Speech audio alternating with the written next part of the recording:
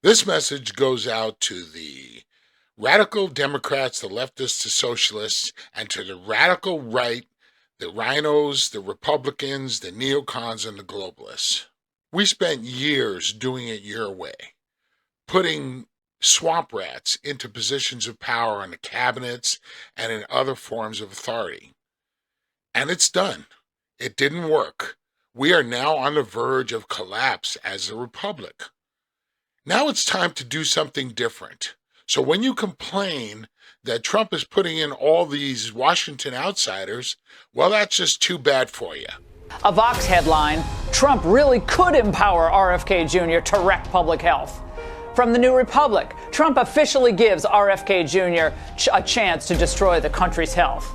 And my personal favorite from the Arizona Public Health Association, why RFK as HHS secretary could mean the end of evidence-based public health policy. Bringing in Russia's influence is what this is. We have people like Tulsi Gabbard who are spreading Kremlin talking points. He's an admirer both of Bashar Assad of Syria and an apologist for Vladimir Putin of Russia. Tulsi Gabbard has a long history of siding with the analysis of Russian state propaganda, Syrian state propaganda. Pete Hegseth inarguably is not qualified for the position. This idea that you can exclude women from combat is really one that shows his lack of experience and really, him being unqualified to be the Secretary of Defense. He is the most unqualified candidate for this position in the history of America.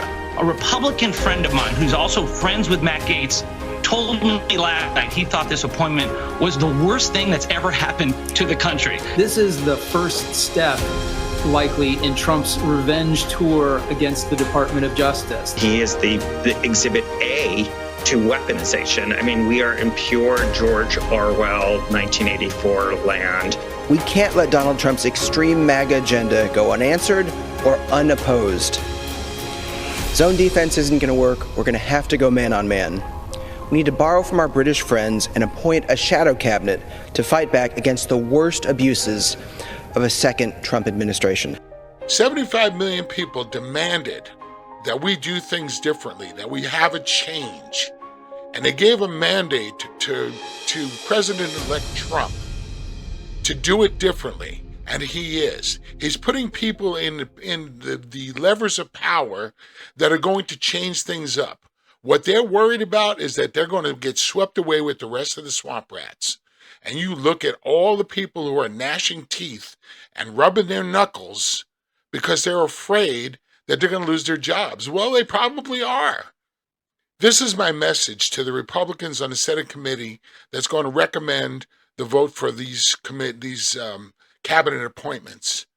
You better do it, or you will be primaried next time, because we're done. Hopefully you got some kind of information out of this video. And if you do, like it, repost it, please, because we need to get this word out. Deuces.